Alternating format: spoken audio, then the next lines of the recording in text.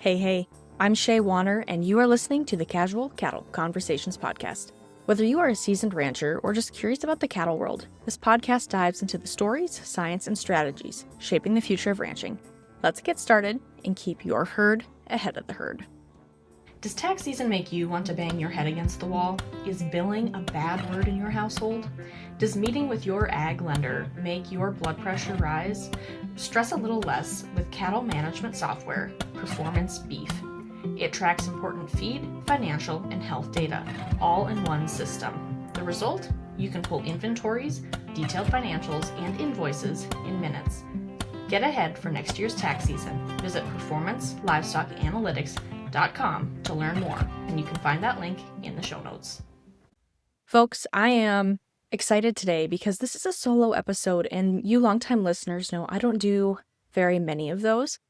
Now, this one, we are going to be focusing on how to know which herd management software is right for you. And I think a lot of the things we're going to talk about today can also apply to any time we're sorting through any technology for our operation. But I specifically want to talk herd management software for a few reasons. One, there are a lot of different platforms out there, a lot of different ways to do it, whether we're talking your red calving book, your red notebook, whatever you want to call it, all the way up to your completely digital platforms. And for a lot of us, it might be a combination of something in between. But regardless of how we choose to keep those records, what matters most is that we are keeping those records. Because being able to have those records can help us improve from year to year, whether we are looking at pregnancy rates, weaning weights, other genetic factors.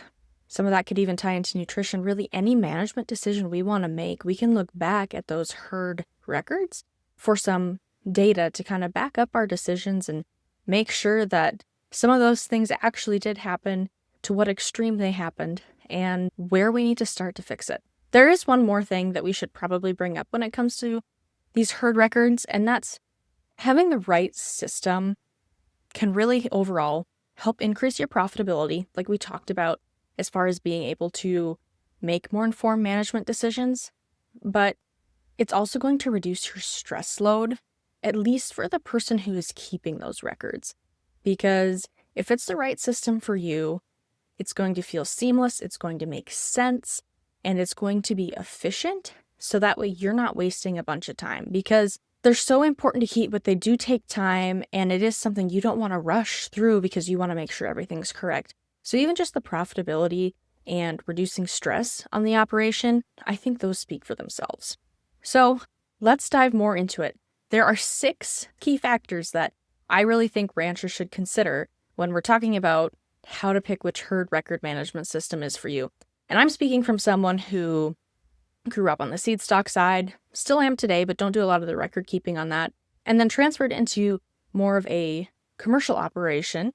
And in both of that, I've seen a combination of record keeping. There's a little pen and paper and technology on both of them.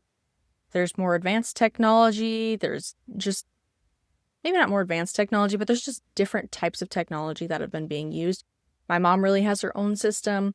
When I came on to my husband's operation, my sister-in-law had built out a system when she was in college. She's not necessarily active on the operation now, but we had been using those Excel spreadsheets and templates. And then I transitioned us into another program, just simply based on our needs and also my needs as the person keeping the records. So I've done a little bit of everything on here. I just want to share some of those real experiences and things I've picked up. So number 1 for key factors to consider when picking your herd management software is, what problem is it going to solve for you? Is it going to solve one problem, or is it going to solve many problems? If it's going to solve many problems, is it going to be able to eliminate, say, another program or technology that you're using to make things even more streamlined, more efficient, and maybe even save you some costs down the road? So what this might look like is, it really depends on what challenges you're having with your herd record. Do you simply just need to improve your ability to take them and write them down? Are you someone who's so in the moment, running around day to day, that sometimes you have it up here in your head, but then maybe it doesn't get down into your cell phone or onto the pen and paper, or maybe being able to enter it into the cell phone is going to help with that problem. So is it that problem? Are you trying to integrate different softwares? Are you using multiple technologies, whether that's EIDs, other tags, DNA samples that you want to link to different animals, whatever it may be? Do you need something that links all those together? And is there a combination of things? Now, I always say this is an important factor to remember, because whether it's solving one or many factors is going to play into what it's worth to you and what that return on investment is going to be. So keep that in mind. Is how many problems is it going to solve for you? And maybe before you even go looking at herd record softwares, write down a list of problems that you want to solve on your ranch, whether you think they relate to herd records or not, but because you might be surprised at what some technologies can do. So maybe even start there first. Number 2, is it going to be applicable in 5 years? So, if you wrote down that list of problems you'd like to solve on your ranch, how many of those are in your 5 or even 10-year plan? Now, if you're looking at especially a more tech-based platform for herd record keeping, is that solution going to fit with your operation in 5 years as you work towards some of these other problems? Is it going to have a place? And do you think it will adapt with you? I mean, so many of these programs are constantly updating and changing and becoming more and more useful with the rancher as we grow and update. But you want to make sure that it's not a temporary solution, because transferring all your information into a platform can take some time. Even if you're able to upload like a CSV file, like if you already have it in, say, a different platform or on Excel or whatever you're using, it's still going to be a little bit of a process from the beginning. So we want to make sure that you're not wasting your time, and that wherever you're putting that time, it's going to be beneficial to you in 5 years down the road. So that way you don't have to continue to go through that process time and time again. Ideally, we want to find the fit for you and start working on it right away. And maybe that means taking the time to use that free trial and figure out how you like it. Number 3, cost.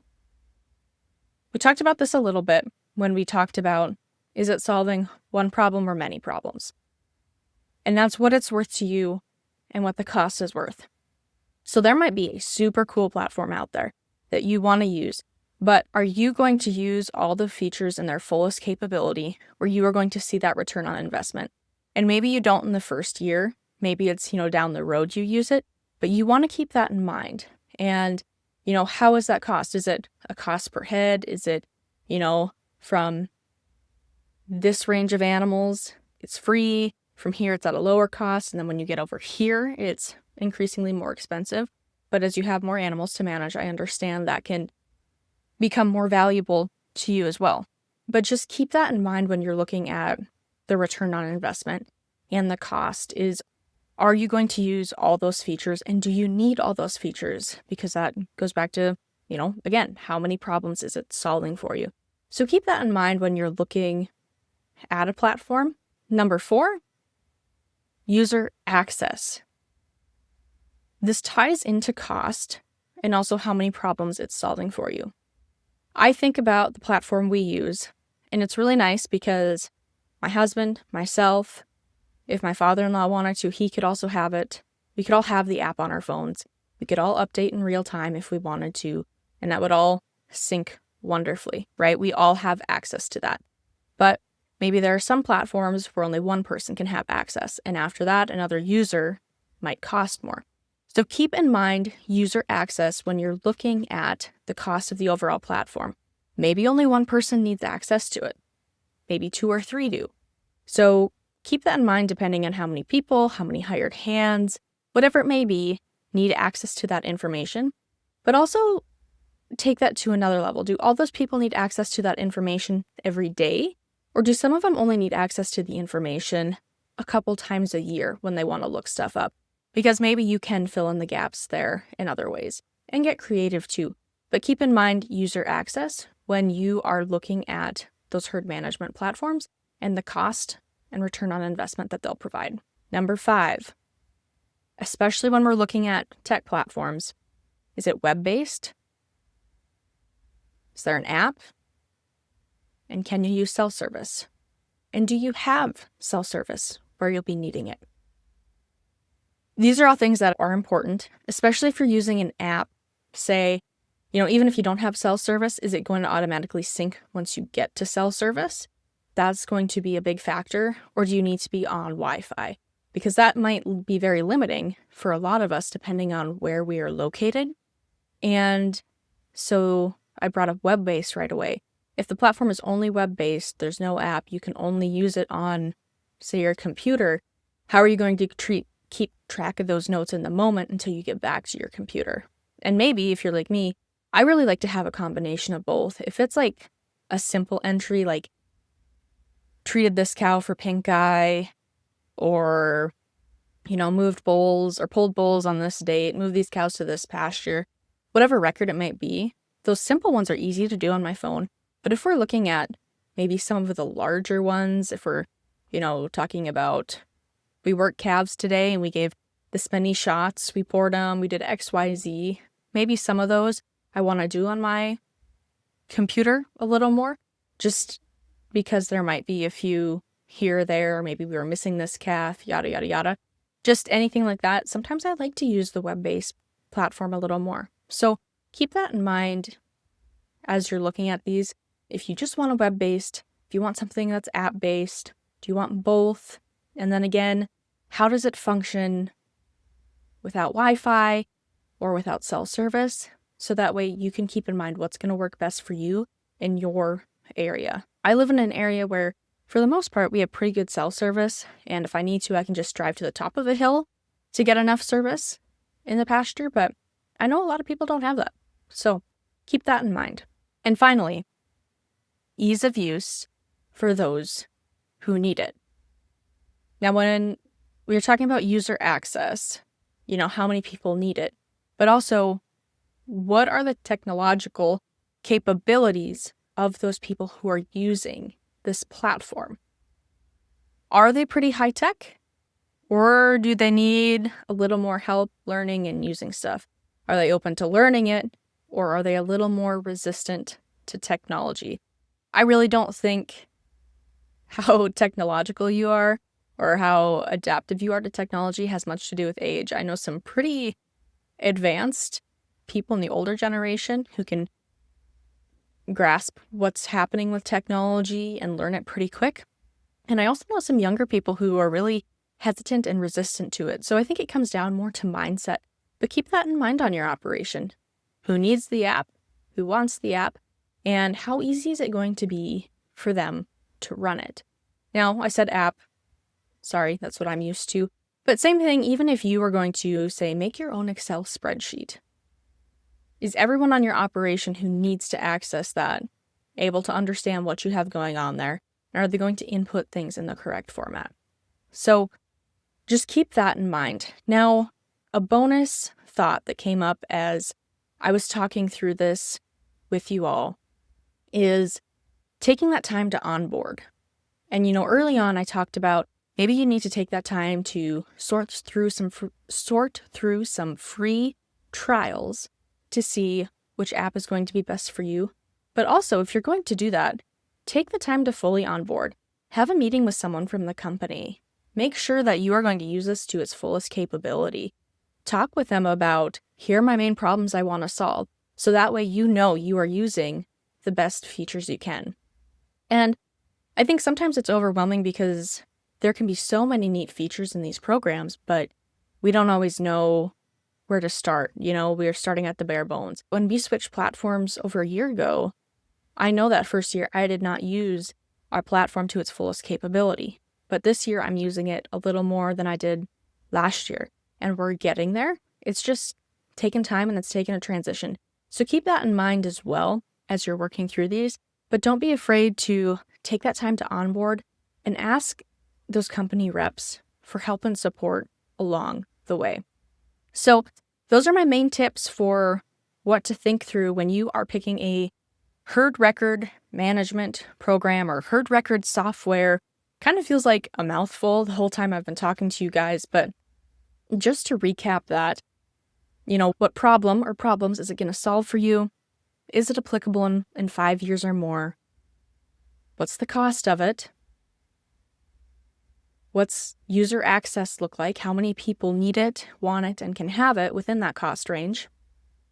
Is it web-based or app-based or both? And then what's the ease of use for those who need it? So that is what I wanted to share with you today.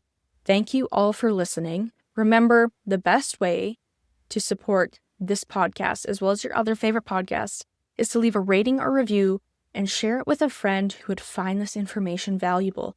Also, if you have been listening to the audio platform, please know that I have been doing full video podcasts for years, and all of those are up on YouTube. So if there's ever anything that you want to see the guest, you want to see the slides we're talking about, because every now and then we share a few of those, be sure to go to that YouTube page and then you can watch it there. But with that, happy ranching, folks.